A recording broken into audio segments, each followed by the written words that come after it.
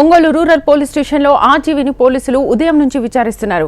కొద్దిసేపటి క్రితమే lunch break ఇచ్చినట్లుగా తెలుస్తోంది. ఇప్పటివరకు 12 ప్రశ్నలు సంధించారు. లంచ్ బ్రేక్ తర్వాత విచారణ కొనసాగనుంది. ఇదే అంశానికి సంబంధించి ఫుల్ డీటెయిల్స్ మా ప్రతినిధి శౌరిని అడిగి తెలుసుకుందాం. శౌరి, ఆర్జీవీ విచారణ ఒంగోలు రూరల్ పోలీస్ స్టేషన్ లో జరుగుతా ఉంది. ఈ మధ్యాహ్నం 12 గంటలకు ఆర్జీవీ విచారణకు హాజరయ్యారు. హాజరైన వెంటనే విచారణ అధికారి ఎన్ శ్రీకాంత్ బాబు సిఐ విచారణ స్టార్ట్ చేశారు. ఇప్పటి వరకు 12 ప్రశ్నలు అడిగినట్లుగా తెలుస్తా ఉంది.